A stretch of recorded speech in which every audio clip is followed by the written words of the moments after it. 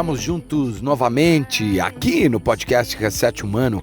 Muito bom te reencontrar aqui. Hoje é um pouco rouco, um pouco afônico, mas vamos em frente. Muito obrigado por me ouvir. Então, boa tarde, bom dia, aliás, bom dia o dia inteiro. Boa noite e sempre bons ventos. Espero que você tenha tido uma excelente semana e que a próxima, claro, seja sempre melhor, sempre. E ao som remix de Escape, na voz linda de Hyla, eu, montanhista Fred Duclerc, hoje apresento o episódio 115 da terceira temporada com o tema Aventura e Vida. Afinal, a vida é uma grande aventura. E aventurar-se é viver, não é? Bom, trago trechos de um bate-papo, uma entrevista muito bacana que acabei dando para o meu amigo Abelardo Walsh, para o canal dele no YouTube, o Dicas de Trekking. Aliás, procure por lá, no YouTube, Dicas de Trekking. Você vai gostar. Foi um bate-papo franco, sincero, cheio de vida e muito montanhismo. Meu querido amigo Abel é um montanhista, ele é escalador, ele é apresentador e produtor de conteúdo, de vídeos outdoor no YouTube e também para empresas que procuram por ele para filmagem, nos canais Dicas de Trekking e Spot Brasil, um grande filmmaker, especialista em produções em ambientes naturais e esportes de aventura. Ele também é diretor da Walsh TV. Estamos sendo ouvidos em 46 países e 6 continentes: América, Europa, África, Ásia, Oceania e Antártica. E destacando a grande audiência fora do Brasil, nos Estados Unidos, Japão e Portugal. Turma, muito obrigado. Este episódio tem o apoio da Coros Brasil e da Dr. Shape. Coros é uma marca americana de relógios GPS multiesportivos com alta tecnologia e qualidade. Eu uso o Apex Pro. A Dr. Shape é a maior rede de franquias especializadas em suplementos alimentares e artigos esportivos da América Latina. Aqui no projeto Reset Humano, a história é contada a partir de histórias de vidas, como a minha, a de hoje, que vou falar sobre um pouco de aventura e vida. Você pode conhecer nosso trabalho e os nossos âncoras, os nossos valores, através do site podcast resethumano.com.br. E agora, vamos para o episódio de hoje?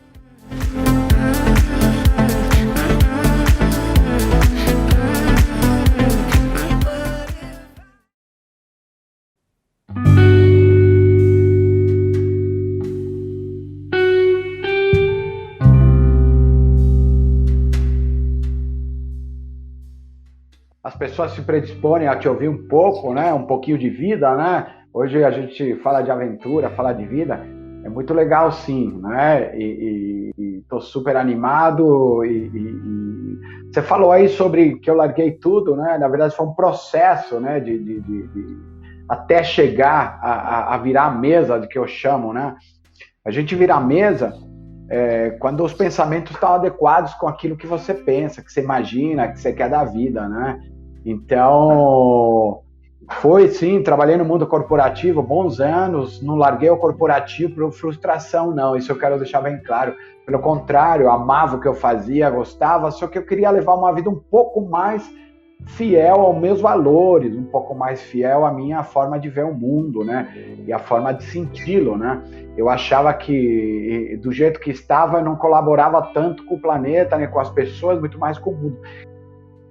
Vou começar com frases curtas, palavras curtas. Vou soltar a palavra e você vai ter que destrinchar e falar o que você pensa. Beleza? Tá, combinado? Vamos nessa. Vamos nessa, meu amigo. Vamos nessa. Atitude. Cara, eu acho que a atitude eu acho que é um dos pontos essenciais que todo ser humano tem que ter, né? Eu acho que a atitude que levou o ser humano a povoar o planeta a pé, né? E a atitude é que provocou as grandes mudanças do planeta, né? E principalmente o ser humano, e não é muito diferente do dia a dia da nossa vida, né? Então, não dá para isolar, não dá para você ser ausente, não dá para você não emitir uma opinião, não dá para você se ausentar de situações que estão em conflito com os teus valores, né? Você que vive no planeta, você tem que fazer valer a pena isso. Então, não dá para ficar fora. Você tem que mostrar atitude. Sem atitude, você não chega a lugar nenhum. Seja ela qual for a situação, né? Para você mostrar a sua existência na vida e deixar um legado, você vai ter que ter atitude sempre. Atitude, para mim, na verdade, é um dos valores, né, que eu carrego no meu pilar de vida, né? E você, como chefe de expedição, você já de cara, olhando para uma pessoa que chega para fazer uma trilha com você, um trek, uma expedição, você já vê a diferença de uma pessoa para outra, que tem atitude ou não? Assim, até no mundo corporativo também, você, como um líder, você consegue analisar? Olha, esse é um atributo, né? Você falou aí, você tocou no mundo corporativo, né? Acho que na minha vida eu devo ter coordenado mais de 1.000 pessoas, né? Eu tive algumas funções que eram diretivas em algumas multinacionais. E o que mais a gente aprende, né? E eu acho que ali é um pouquinho de cada um, né? Você entender o ser humano, entender primeiro. O primeiro ponto de partida é você se entender, né? Se você se entende, aí começa tudo, né? Antes de você compreender as pessoas, né? E numa equipe de trabalho ou numa expedição, você tem que entender rapidamente quem é quem, como cada um pensa e como cada um atua. Eu sempre falo que na montanha a gente não consegue esconder a máscara 2 dias seguidos, né? Aparece, não tem jeito. Principalmente quando você está em situações vulneráveis, né? Então, a atitude você vai evidenciar na hora, né? Como cada um vai se mostrar ali, né, Abelardo? Pô, então, Fred, eu vou te fazer uma pergunta meio que fora do roteiro, mas é uma pergunta até difícil de fazer. Você, fazendo assim, um comparativo da época que você era executivo, de tomar uma atitude, e você comandava várias pessoas, centenas, milhares de pessoas que tinham um emprego ali, dependia daquele emprego. Qual a atitude mais difícil que você já tomou? Foi no mundo corporativo ou foi no mundo das montanhas, você negar um acesso, negar um montanhista para chegar ao cume, tem que tomar uma atitude enérgica com o cliente ali na montanha? Qual foi a atitude mais difícil que você já... Assim, não precisa falar, claro, mas qual foi o mais difícil para você? Não, olha, aliás, uma pergunta muito boa, né? Porque a gente vive muito, né, o montanismo e o trekking, ou a vivência em ambiente natural, via redes sociais, né? E normalmente nas redes sociais aparece tudo lindo, tudo maravilhoso, tudo perfeito. Na verdade, não funciona tão assim, né? Na verdade, isso é só o resultado final. Olha, a pergunta, eu não diria qual foi mais difícil, qual é mais difícil no corporativo ou gerenciar expedições, porque nos dois você tem um papel gerencial. Eu diria para você, no corporativo, tenho a sensação que a experiência mais difícil que eu tive, cara, foi demitir alguém. É muito chato quando você tem que demitir alguém e você ter que dizer para alguém que ela agora não vai poder continuar nesse sentido, num trabalho onde depende um salário dela, etc, etc. Independente se é competente, se não é, eu acho que é uma situação muito difícil, né? Então, eu diria, no corporativo, realizar isso foi muito difícil. E o mais difícil, sabe o que foi no corporativo para mim? Um dia ter que demitir um amigo, e um grande amigo. Mas, como a qualidade humana do outro lado era também grandiosa, isso foi sempre bem compreendido, mas não foi nada satisfatório. E no montanismo, no montanismo, olha, eu não tenho nenhuma dificuldade em dizer para o meu cliente que ele não está apto a ir para essa expedição, ou que ele não está apto a subir hoje a ascensão, né? Aquilo que a gente se preparou e tudo mais. Por quê? Afinal, ela me contratou para poder gerenciar e me confiou, né, esse sonho para poder gerenciar o momento da subida. E se eu vejo que o meu cliente ou a pessoa que está fazendo parte da minha expedição ela não está psicologicamente bem, eu tento normalmente alinhar isso junto com ela, tá? Eu tento fazer entender, assim como no corporativo, fazê-la entender o que está acontecendo, se ela realmente se sente apta, se sente feliz, e tento fazê-lo de uma maneira que a própria pessoa conclua que ela não está apta para subir. Se ela não tem essa conclusão, aí eu tenho que chegar e dizer, olha, infelizmente eu acho que você não vai poder subir, mas pontuar por quê? Deixar claro. Aí lembra de atitude que falamos agora há pouco? Essa hora é a hora da atitude. Deixar claro que a segurança da pessoa é mais importante. Aliás, em montanismo, tanto quanto em corporativo, Abelardo, a vida humana é sempre mais importante, tá? Muito bom, Fred, muito bom. Ó, voltando aqui ao roteiro, próxima palavra, sonho. Cara, sem sonho, você não faz nada na vida. O sonho, para mim, é o ponto de partida, né? Se eu não sonhar, eu sempre falo, eu dou alguns treinamentos e eu sempre falo, o dia que eu parar de sonhar, eu vou morrer, com certeza. Se eu não sonhar mais, eu morri, né? Para mim, desde moleque, sonho foi... Eu venho de uma família que me criou no sim, né? Eu sempre falo, me criou no sim, no que é possível, né? Naquilo que não... Existe sim a possibilidade, tem que acreditar, e tudo começa no sonho mesmo. O sonho é o primeiro passo. Sem atitude, o sonho não vira realidade, né? Então você tem que sonhar assim, você tem que alimentar o sonho do teu filho, alimentar o sonho do teu namorado, ou tua namorada, teu parceiro. Você tem que ser parceiro mesmo, né? E torcer sempre a favor, né? Que é fundamental, né? É verdade, Fred. Sem sonho, o ser humano não vai a lugar algum, cara. Simplicidade, assim, então simplicidade, o que seria o que você pensa sobre simplicidade? Cara, a simplicidade para mim é um valor fundamental, né? É um valor que está muito ligado à humildade, né? Eu falo que você viver a terra, você tem que saber ouvir, saber aceitar que você errou, saber aceitar que você não sabe tudo, ter a simplicidade para isso, né? Porque senão as coisas não se movem. Acho que é um valor que tem que estar intimamente ligado a todo mundo, todo ser humano, viu? Eu não gosto muito de arrogância, não gosto de... O fato de você... E não tem a ver, sabe o que é, Abelardo? Não tem a ver com nível social, não tem a ver com dinheiro, não tem a ver com conhecimento. Simplicidade, humildade tem a ver com valor, ou seja, você nasce com ele, né? E você trabalha isso no seu dia a dia, né? Com o todo, ou seja, não tem como abstrair isso da vida, né? E na existência que a gente está aqui no planeta, né? Ainda mais num momento desse como pandemia, né?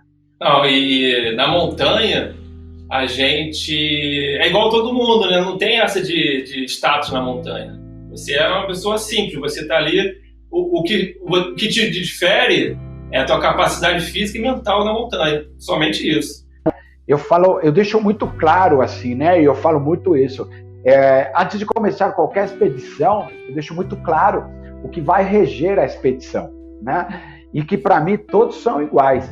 O fato de você dizer que todos são iguais já coloca a condição de todos terem uma posição um pouco mais simples, né? Que não quer dizer que não seja atuante, mas fundamental, sem dúvida, na montanha, ter a humildade de que você está errado.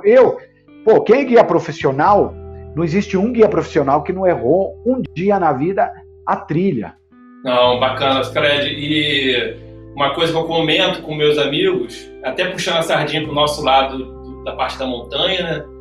Eu falo o seguinte, que o montanhista, até eu te perguntar isso, assim, você que tem amigos, porque eu tenho muito amigo montanhista, então claro. Eu falo que a gente tem uma casca, né, uma casca bem grossa, que a gente passa frio, passa sede, carrega peso, então a gente tem um poder mental muito forte. Você acha que a pessoa que pratica o montanhismo tem um poder acima do pessoal que não pratica? Olha, eu acho que o montanhista, quem pratica montanhismo é colocado em situações que você vai ter que improvisar, que você vai ter que passar alguma situação que vai te deixar numa condição de que a tua experiência de vida, a tua experiência pessoal e a tua experiência na atividade vai ficar à prova. Eu diria que sim, acho que a montanha te traz um pouco a gente chama de calejado, né? Você fica meio calejado, ou seja, você sabe como lidar numa temperatura adversa, você sabe lidar com um acampamento, você se extrai a ausência de uma água, você sabe lidar com o peso, você sabe lidar com situações que você tem que ajudar alguém, né? Sem dúvida, eu acho que o montanismo empresta isso para a vida real, né? Para o cotidiano, tranquilamente. Você sabe que você me fez lembrar agora, eu usei muito quando eu era de marketing, eu trabalhava no corporativo, todo treinamento de equipe minha era toda ela no meio natural. Por quê? O meio natural te emprestava situações adversas e além de te emprestar essas situações adversas, acabam virando metáforas para o dia a dia, né? Numa empresa ou no dia a dia cotidiano na tua família mesmo. E eu lembro que vivi situações que as pessoas saíam de lá realmente com alguma coisa relevante. Porque é muito comum também você ter, e aí voltando para o corporativo, numa empresa você tem um treinamento, te fecha numa sala e te ensinam 1000 coisas. Mas de que relevante você tirou daí? Uma experiência no meio natural, e eu usava como treinamento isso, te impactava. Era o frio, era o clima, além de ter o efeito terceiro dia, né? O efeito terceiro dia você ouve melhor, os sentidos estão melhores. Então a experiência fica relevante. Então assim, como a experiência relevante do montanista, ele fica calejado, a experiência de uma pessoa que ia praticar alguns conceitos corporativos no meio natural, quando voltava para a cidade, vinha realmente com um aprendizado, né? Um aprendizado para poder modificar no dia a dia, né? Voltando ao roteiro, a palavra aqui. Vamos lá. Paixão pela montanha. Ah, cara, isso eu acho que veio de DNA, sabia? Paixão pela montanha, assim... Como que eu vou te explicar? Eu sou chileno, né? Nasci em Santiago do Chile. Então eu ficava, às vezes, no outono, eu ficava deitado lá no pátio olhando aquele paredão enorme, porque eu morava exatamente e praticamente embaixo. Coisas que marcam para mim é essa montanha, né? E sempre tinha algum planador, algo de voo livre, né? Então você cresce com isso, né? E eu pensava, um dia eu vou subir. Até que você cresce, você vai praticando isso, você pratica o seu primeiro acampamento. Em época de faculdade, o pessoal me chamava para balada, eu ia para montanha, não ia para balada, né? Eles falavam, pô, esse cara é louco, né? Todo mundo me achava maluco, né?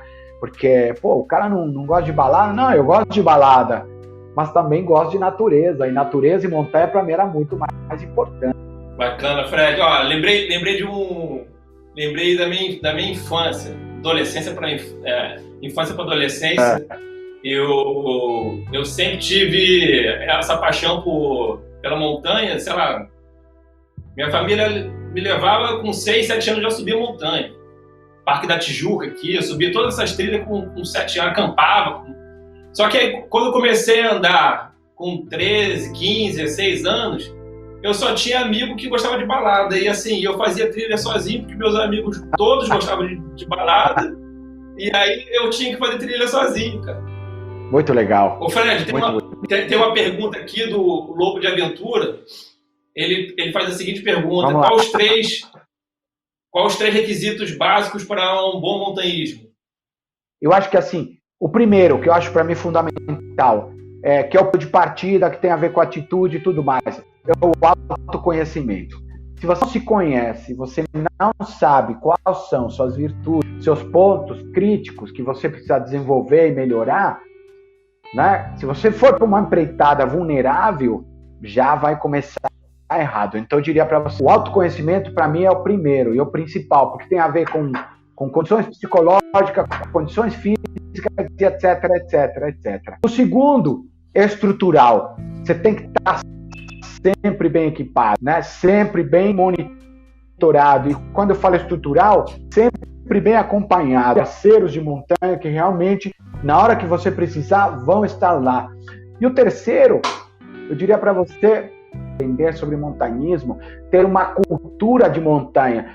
Ter cultura de montanha envolve conhecimento, ver filmes, ver livros, ver depoimentos, ver aquilo que deu errado e aquilo que deu certo. Eu acho que o autoconhecimento, como você falou, acho que é o mais importante de tudo, porque a pessoa vai para a montanha sem se conhecer, chega a um limite, ultrapassa aquele limite, aí tem que pedir um socorro, se machuca, tem um acidente. Então eu acho que das três, o mais importante eu acho que seria o autoconhecimento, saber até onde você pode chegar. Isso eu acho que é o mais importante. Eu já fui convidado. Eu fui convidado para fazer a Serra Fina em um dia. 20 horas de trilha, né? O pessoal faz em 4 horas e faz em 20. Claro. E aí eu falei assim, eu não conheço meu corpo. Eu tenho que fazer primeiro uma Petrópolis-Teresópolis em um dia, para depois fazer a Serra Fina, para eu saber quantificar ali até o meu limite. Então, o que eu fiz? Eu fiz a Petrópolis-Teresópolis em 10 horas, com o pessoal do SEB, que é o Centro Excursionista Brasileiro, e aí depois eu estava me preparando para fazer a Serra Fina em um dia. Acabei quebrando o pé, aí acabou não rolando a Serra Fina. Fiquei quase 9 meses sem praticar nada de montanhismo por causa do pé quebrado. Quebrei o pé escalando, mas assim, autoconhecimento para mim é o fundamental que a pessoa tem que ter. Você sabe você sabe o que a gente mais tem visto, Abelardo, que eu tenho visto ultimamente, as pessoas superestimarem sua condição e subestimarem os lugares, né? Essa relação vem quando você começa a namorar com alguém, né? Se a pessoa não torce por você, é melhor nem seguir em frente. Tem uma pergunta de um grande camarada, de um grande amigo guia do SEB, ele é coordenador da Transcarioca, já faço várias trilhas com ele, acabou de fazer a pergunta para o Fred. Qual o maior perrengue que você passou na montanha e como você conseguiu resolver esse problema desse perrengue? Tem uma pergunta aqui de um grande amigo camarada que eu faço várias trilhas com ele, que é o Adilson Peçanha. Ele é guia lá do SEB e ele é coordenador da Transcarioca, e ele faz a seguinte pergunta: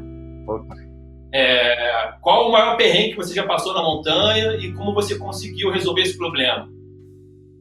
Olha, eu vou te falar, lembrei disso agora, eu nem sei se é o meu maior perrengue. Eu já passei muitos perrengues na montanha, mas eu acho que um que me impactou demais, cara, foi quando eu estava no Peru e tive que presenciar uma situação, aliás, por 2 momentos muito impactantes, né?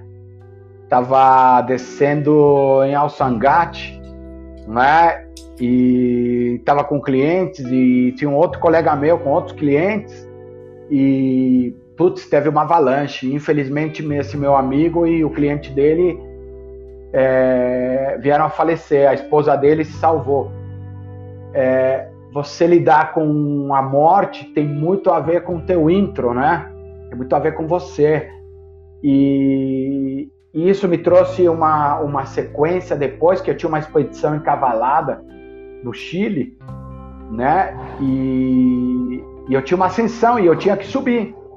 E eu tive que trabalhar minha mente e subir com a condição que se mostrava para mim, mesmo sabendo que aquilo me abalou, sim. E tive que subir e tive que cumprir meu papel, e o meu cliente não podia perceber que eu tinha passado essa situação, porque ele não sabia, né? Então eu diria, talvez isso, nem sei se foi o meu maior perrengue, mas acho que eu diria que foi um grande perrengue, viu? E um grande aprendizado. Saber lidar com situações adversas e trabalhar a tua mente, mesmo que ela não esteja legal, né? Isso é muito importante, Fred.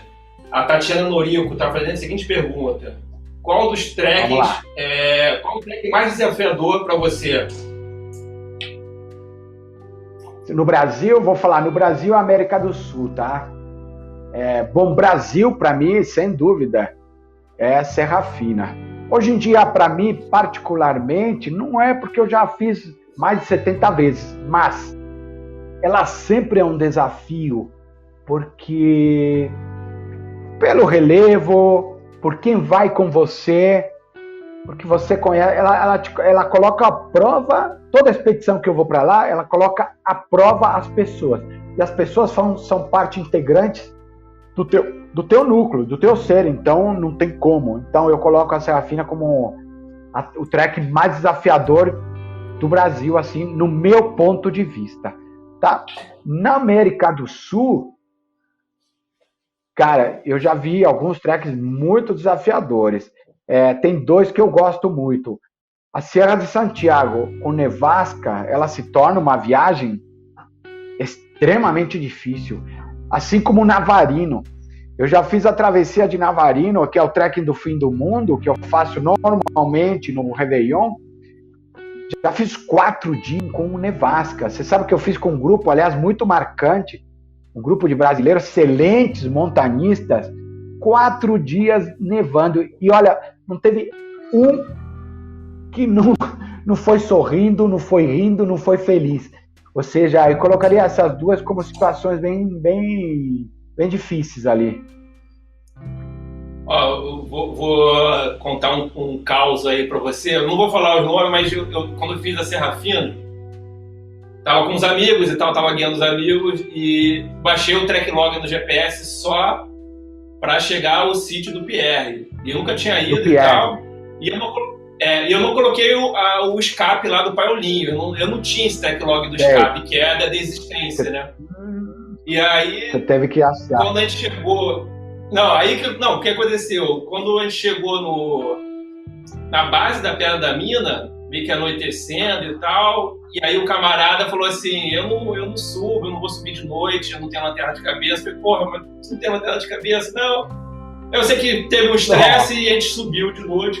Só que tava uma ventania, Fred, você não conseguia ficar em pé. E para montar a barraca foi mó desespero, assim. Tava uma ventania, você não conseguia ficar em pé, a barraca parecia que ia voar, e a gente no cume, assim, era dia de semana, não tinha ninguém.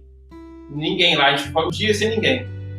E aí o camarada falou assim, eu vou desistir, eu quero ir embora, eu quero a trilha do Paiolinho. Aí eu falei, velho, eu tô tão focado em terminar essa trilha aqui, que eu não baixei de propósito a trilha do Paiolinho pra não estar na mente, entendeu? Porque você tem ali, aí eu penso, eu tenho uma trilha de escape, mas não, eu fui focado em, pessoal, eu vou chegar no PR. Aí o cara, meu irmão, eu falei, cara, você vai ter que ir comigo, porque você não tem como sair daqui sozinho. Aí tu vê o foco, né, cara? É principal, o foco mental, cara. Foco. Você sabe sabe, só complementando, posso complementar? Não, pode, claro. Ó, cara, tanto a Serra Fina quanto o Navarino, que em dias ensolarados, fica lindo, fica perfeito. Coloca uma neblininha lá. Aí você vai ver o que é bom. É outra viagem. Agora, acrescenta uma nevasquinha. É outra viagem. Entendeu? Então, isso que você falou, se você não tiver um foco mental, você não cruza por isso. E ali a experiência é fundamental, né? Mas bacana, bela história, viu? Ô Fred. Vamos lá. Tem uma pergunta do Vini, o Vini Banjo, que é um super parceiro do canal, é o diretor da Anatrip. Ele fez uma pergunta bem interessante. Fred, qual a trilha que você gosta de fazer? Qual lugar da natureza no Brasil que você gosta de frequentar na sua folga? Cara, posso falar? Eu sou muito movido a paixões. Boa pergunta, viu? Galera da Anatrip, um abraço, viu? Olha, eu sou movido muito a paixões, né? E essa coisa de ser movido a paixões é bom e é ruim. Mas eu diria, hoje, atualmente, estou encantado, estou totalmente apaixonado pela Serra do Papagaio, sabe? Pico do Papagaio. E fica onde? Na Mantiqueira, né? Eu sou apaixonado pela Mantiqueira. E aí depende onde fica, né? Onde vai, né? Ultimamente eu adoro ir pro Papagaio, vou sozinho mesmo, ficar na Cachoeira do Juju, sobe o pico, fica quietinho lá e volta. Mas a Isso me lembra Mantiqueira. Para mim, a Serra da Mantiqueira é a nossa Cordilheira Verde, né? Isso me lembra ao mesmo tempo, complementando, nosso montanismo é verde, né? Nosso montanismo é lindo, cara. Nosso montanismo é demais, cara. Nós não temos a altura de 3.000, acima dos 3.000, mas a gente tem coisas, um verde, que eu tive a oportunidade de guiar uma vez uns alemães, uns espanhóis, italianos, na Serra Fina, eles ficaram enlouquecidos. E às vezes a gente não valoriza isso, né? Da trilha Transmantiqueira, né? Que o sonho, né, ideal seria sair de São Paulo e acabar lá em Lavras, cara, né?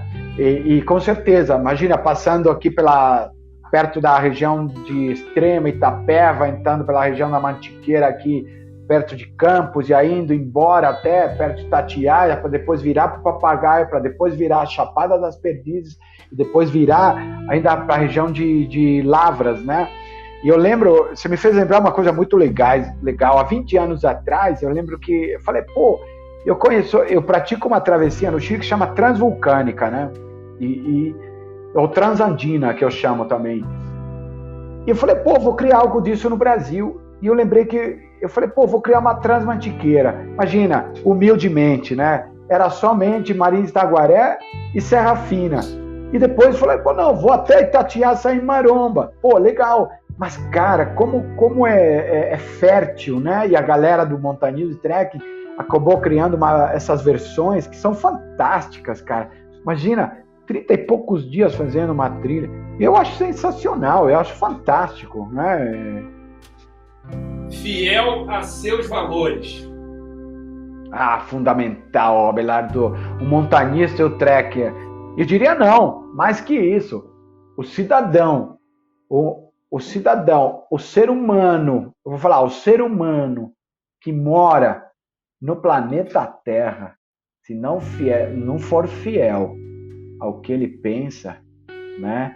E constantemente repense seus valores, porque nossos valores são mutáveis. Mas se você tem convicção dos seus valores seja fiel a eles sempre, seja qual condição for, o limite que for, né? Para mim isso é um mantra, né? Isso tem que mover a vida de qualquer ser, de qualquer indivíduo no planeta.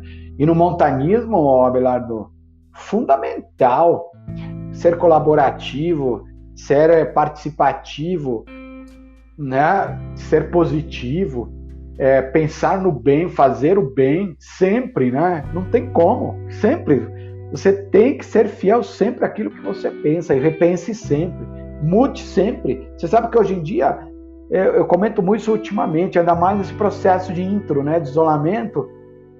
Cara, quando eu acho que eu sei de algo, na verdade eu não sei nada ainda. Você descobre novas coisas, né? E aí encaixa mais um valorzinho, mais uma coisa para os seus valores, né? Então, fiel tem que ser um mantra, uma linha diretiva da sua vida, né? Uma palavra forte, vida. Cara, puta, meu. Eu acho que a gente é vencedor e vida tem a ver com vencer, para mim, pelo menos. Eu me sinto especial porque eu sou consequência de uma linhagem humana, de uma linhagem de sapiens, né? Nós somos a versão sapiens, acho, de humanoides. A gente esquece disso, né? A gente esquece dessas características antropológicas, né? Eu tenho lido 2 livros que, na verdade, relendo, né? O Macaco Nu, e que traz muito isso de se conhecer. Vida, você é vencedor a partir do momento de que lá atrás os teus avós, os teus tataravós, etc, criaram a condição para você chegar hoje, né? E teus pais, né? Isso me lembra uma outra coisa, gratidão, né? Você tem que ser grato na vida sempre, né? Principalmente aos teus antepassados, né? E, se sentir vivo. Se você acorda e não se sente vivo, tem que buscar por quê, porque tem algum problema ali, né? E aí tem a ver com o sonho que a gente falou antes. Se você sonha, no meu caso, eu particular, talvez tem outras pessoas que sejam diferentes. Eu preciso sonhar para me sentir vivo. Se eu não sonhar, não me sinto vivo, né? Então, na Patagônia a gente tem uma expressão muito forte. A gente fala que a gente tem que estar vivo tem que, até o último segundo, né? Tem que fazer valer a pena, até o último suspiro. E quando estiver suspirando já para o final, para a passagem, ainda vamos embora, vamos em frente, né? Então, se sentir vivo sempre, cara. Se tiver algo errado, não está sentindo vivo, reflita o porquê. E trabalhe o porquê para isso, né? O psicológico é importante? André, um abraço. Obrigado pela pergunta. Eu diria para você, assim, o psicológico, eu diria que é até mais importante que o físico no montanismo, né? O psicológico, eu acho que é o que move você, né? É o que dá condição de você se superar, né? Me faz lembrar 2 preparadores ou 3 preparadores físicos que eu admiro muito, que me acompanham, às vezes me ajudam muito, aliás, um continuamente, que é o Marcos, né? O Marcos Nanami, o Christian Cruz, que são preparadores, e o Betão, que é o meu atual preparador físico. Eles falam assim, quando você chega no limite, que nada. Você acha que está no limite, acabou? Nada. Você nem chegou, ainda tem mais ainda. Você ainda tem muito mais que isso. O limite nada mais é do que o primeiro termômetro de que, opa, tá ficando difícil, né? Ou alguma coisa tá com dificuldade, opa, tenho mais ainda para seguir. Mas tranquilamente, André, o aspecto psicológico para mim acaba sendo mais importante até que o físico, né? Eu falo que tem um universo que chama 360. Dentro deles está o universo do ser humano e do aventureiro, né? E o mental, a nutrição, né? A nutrição é a energética, né? E o sonho e a atitude que movem você. Agora, se você não tem um psicológico bem formado, ele vai te derrubar na primeira. Você pode ter certeza. Você vai com o psicológico na dificuldade, ele fica batendo em você. Você não consegue, você não consegue, você não consegue. É que nem aquela música chata que você lembra sempre em situações adversas na montanha. Pelo menos acontece comigo. Eu lembro de umas coisas que eu não quero lembrar nunca, mas fica lá. E tem que trabalhar com isso, né? Então, psicológico, André, sem dúvida, fundamental também. Ô, Fred, a gente estava falando sobre vida e eu lembrei de uma frase que você falou numa palestra que eu assisti sua. Eu achei super interessante a palavra buscador de vidas. Buscador de vida. O que seria buscador de vida? Cara, buscador de vida, para mim, é uma expressão que eu utilizo, me acompanha, na verdade, eu acho que de família isso, né? A minha mãe falava assim, meus pais falavam muito, assim, você tem que buscar vida, você tem que desejar, você tem que querer, né? E eu acho que o buscador de vida é aquele inquieto, é aquele que quer algo a mais, é aquele que não se conforma, é o inconformado com a injustiça, é o inconformado em que está tudo bem agora na zona de conforto, é o inconformado de que tudo no planeta está bem, e que minha condição única está ótima, é nada. Tem que buscar mais, você tem que fazer valer a pena, você tem que ser um buscador de vida, correr atrás. Sabe aquela coisa que corre aqui? É sangue na veia. Você tem que sentir aquilo, aquilo tem que estar latendo, sabe? Que nem coração, o sangue tem que fluir, você tem que sentir, querer, tem que desejar, tem que buscar a vida, você não pode ser conformado. E conformado na tua zona de conforto. Eu li outro dia, eu vi uma conversa da Renata Falzoni e me identifiquei totalmente com ela. Ela disse assim, que os inconformados têm um papel fundamental na vida social do planeta, porque são aqueles que provocam e movem, né, os pensamentos para que algo mude. E buscador de vida tem muito isso. É um inconformado que tem que provocar, algo tem que mudar para ficar melhor. Se alguém não sentir isso, né? E normalmente o inconformado às vezes é mal compreendido, né? Parece que aquele é chato, o cara só reclama. Não, depende. Avalie e processa o que esse buscador de vida está processando, né? Então eu digo para você, para mim é um dos pilares que eu tenho para mim. Tenho que estar sempre buscando vida e algo para melhor, né? Seja para o próximo, seja para o planeta. Cara, é impactante essa frase e o contexto que ela traz, né, cara? Impressionante. Parabéns, Fred. Boa. Fred, Silvio Bulara, obrigado pela presença. Ele fala o seguinte: nós movemos montanhas ou as montanhas nos movem? Cara, eu diria que são os dois. Mas eu ainda prefiro, sabe o que, Abelardo? Eu prefiro acreditar que a montanha me ajuda a me mover, cara. Sabe? Eu vou te complementar uma coisa, assim. Na montanha onde eu mais cresci, eu diria tranquilamente, foi o meu espiritual, cara. Sabe? Aquela conexão que você sente que existe, que tá lá, né? E que você não enxerga, você não vê. Mas com o tempo de vida, você vai entendendo, né?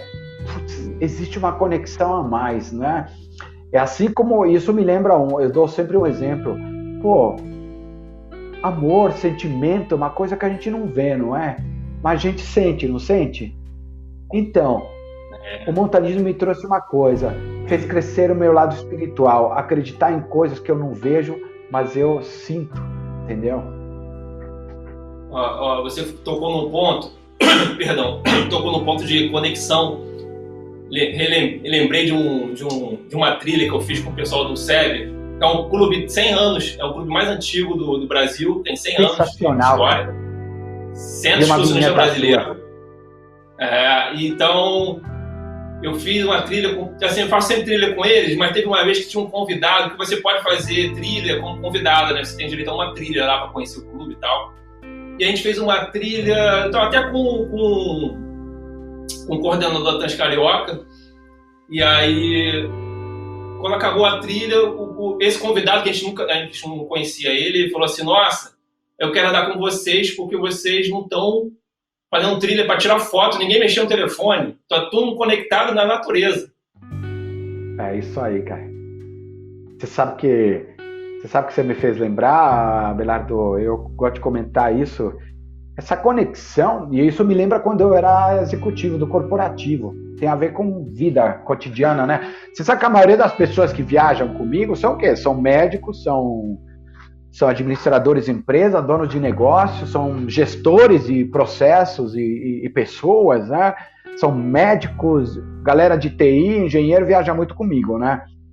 E eu entendo muito bem o que elas procuram na montanha comigo, né? Elas procuram essa conexão, que no momento urbano você se perde um pouco, né? No urbano você fica meio desconecto, porque o sistema acaba te engolindo, o sistema que eu chamo de bolha, né? E lá no meio natural você se conecta. Quando você volta para a cidade, depois de uma expedição de 4 dias, 5, uma semana, ou até 15 dias, você volta conectado ainda, né? Então passa a primeira semana, você vai para aquela reunião. Isso me fez lembrar, acontecia muito comigo quando eu trabalhava no corporativo. Eu voltava leve, voltava tranquilo. Segunda-feira, imagina. E todas as pessoas, partners da empresa, na reunião, no pico do estresse, no pico dos problemas. E eu lá, ponderado, tranquilo, equilibrado, eu olhava para eles e eu lembrava da cachoeira, da neve, da montanha, do rio, da água, como chama? De toda essa condição, entendeu? Então, essa coisa de voltar para casa, essa conexão ainda perdura alguns dias, viu? No mínimo uma semana. E isso que você falou é fundamental, né? É o nosso Wi-Fi vai trazendo para a linguagem atual. É, maneiro, cara. Ó, Fred, tem uma pergunta aqui do Lucas Teixeira, Luquinhas, meu super camarada. Vamos lá, Lucas. Ele se formou comigo no CBM, lá do curso de escalada lá do SEB, e é um super guia de montanha. E engraçado que ele era professor de inglês, largou tudo para ser guia de montanha. Mas é uma linda história dele. E cara, escala muito, escala 7º grau, o cara tá voando na escalada. Ele tem uma pergunta. Vamos lá. Fala, Abelardo e Fred, obrigado pela oportunidade de estar assistindo este bate-papo de primeira. Queria saber do Fred, onde você busca este conhecimento que você transborda e que motiva a busca. Bom, Lucas, obrigado pela pergunta, pelas palavras aí, pelo carinho, pelo respeito. Já é mútuo, né? Eu diria que a tua história é inspiradora, né? Eu falo sempre que guias, né? Guias são pessoas especiais, né? Por quê? Porque a gente consegue ajudar as pessoas a materializar um sonho, né? E eu diria que a história do Lucas, né? Professor de inglês, né? Imagina, que história bonita. Na verdade, a gente tem aptidão para muita coisa, né? É que, como a gente vive no sistema, e eu chamo de bolha urbano, a gente acaba sendo engolido um pouco, mas a gente consegue resgatar e virar a mesa, né? Eu comento isso no meu livro, inclusive, um livro que estou escrevendo agora. Virar a mesa faz parte da vida, não é nenhum atributo especial, não tem fórmula, é a atitude, é querer, e você teve isso, né, Lucas? Belo exemplo. Olha, voltando à sua pergunta, eu acho que assim, não dá para isolar um montanhista do ser humano, né? Por quê? O montanhista é o próprio ser humano, e o ser humano o que é? Ele é movido pelos mesmos motivos que movem as pessoas do planeta, e que são médicos, são professores, são, sei lá, trabalham no interior, trabalham no campo, não importa onde trabalha e qual a função, somos iguais, então a gente tem os mesmos sonhos. Eu sou muito curioso, eu gosto muito de ler, li muito livro, gosto muito dos atributos ligados ao ser humano, né? Então, assim, eu procuro muito música, procuro muito leitura, acompanho o planeta cotidianamente, sou viciado em música.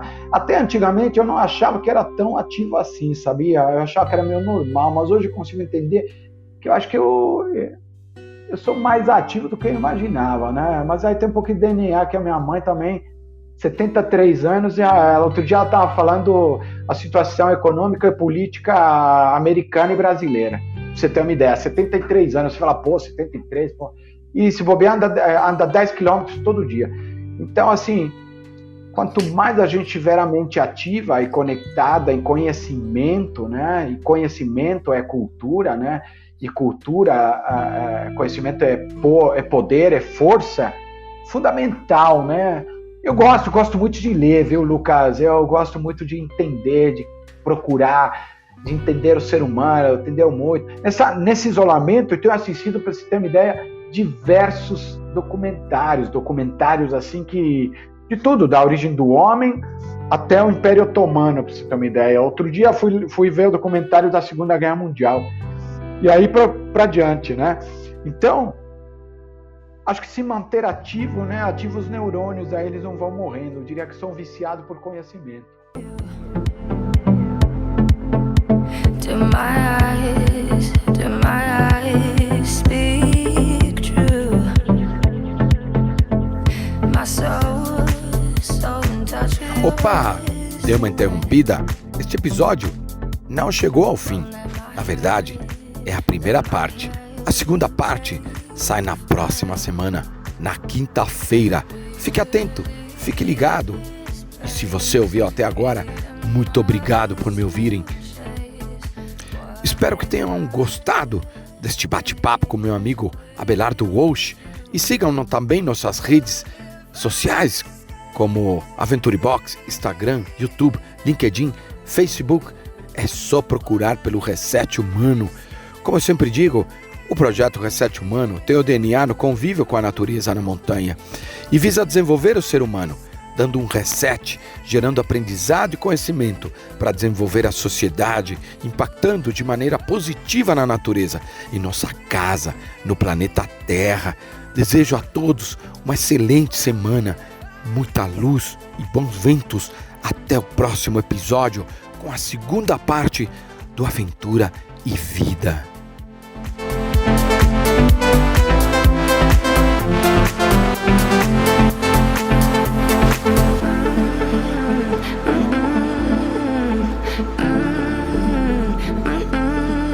Is it real? Is it just a fantasy? 'Cause the unknown